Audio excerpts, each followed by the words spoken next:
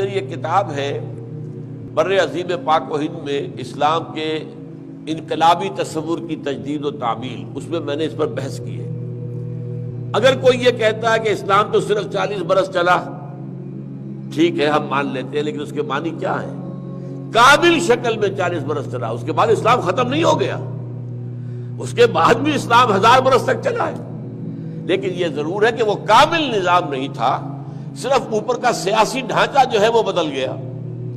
اب وہ جو ہے مشاورت کے ساتھ خلیفہ کا انتخاب نہیں ہو رہا، بلکہ اب نسلی ہے، یہ بنو امیہ میں سے چلے آ رہے ہیں، یہ بنو عباس میں سے چلے آ رہے ہیں، یہ ترک خاندان کے ہیں، تو یہ در حقیقت چیز ختم ہوئی ہے۔ باقی یہ ہے کہ اسلام کا ڈھانچہ، سارا معاشی ڈھانچہ، سارا معاشرتی ڈھانچہ، سارا تہذیبی نقشہ، سارے قوانین، سارے جو ہے چاہے وہ کرمنل لا تھا چاہے سول لا تھا، سارا کا ساتھ چلتا رہا۔ تو یہ ایک مغالطہ ہے کہ اسلام ختم ہو گیا۔ ہاں کامل شکل نہیں رہی اس کی، کامل 40 سال رہی، ایک بات تو یہ سمجھ لیجئے۔ نمبر 2، جن نظاموں کی وہ بات کرتے تھے وہ تو ایک دن بھی قائم نہیں ہوئے۔ جس ڈیموکریسی کا خواب دیکھا تھا کبھی پلیٹو نے، اور پھر جس کا خواب دیکھا تھا جو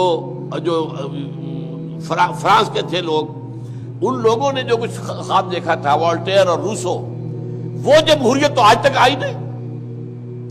جمہوریت کے سب سے بڑے پرستار میں یہ کہتے ہیں کہ ابھی ہم اس جمہوریت کی طرف پیش قدمی کر رہے ہیں۔ یہ دعویٰ نہیں ہے کہ جمہوریت آ گئی ہے۔ یہ امریکہ کی جمہوریت کیا ہے؟ یہ تو اصل میں کیپٹلسٹ کی ڈکٹیٹرشپ ہے، سارا عمل دخل پیسے والوں کا ہے۔ پاکستان کی جمہوریت کیا ہے؟ یہ اصل میں جاگیرداروں کی میوزیکل چیئر گیم ہے، کچھ بھی نہیں ہے۔ عوام کا تو دھوکہ ہے، کچھ بھی نہیں۔ تو وہ تو یہ نہیں کہتے کہ ہماری جمہوریت آ گئی ہے، نہیں آئی، ابھی ہم کوشش کر رہے ہیں۔ جمہوریت جو ہے، اسی طرح آپ کو معلوم ہے، جس اسٹیٹ لیس سوسائٹی کا تصور دیا تھا مارکس نے، وہ تو ایک دن بھی قائم نہیں ہوئی۔ کمیونزم کا نظام تو آیا، لیکن وہ نظام جو مارکس نے جس کا نقشہ دیا تھا وہ تو ایک دن کے لیے بھی نہیں آیا۔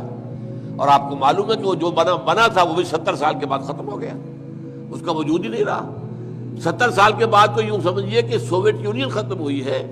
اصل میں جو تھی کمیونزم، وہ چائنیز کا تو کہنا یہ تھا کہ بہت پہلے روسی جو ہے کمیونزم کو چھوڑ چکے۔ انہوں نے کہا تھا یہ ریویژنسٹ ہیں، انہوں نے ہمارے اصل فلسفے کو جو مارکس کا تھا اس کو بدل دیا ہے۔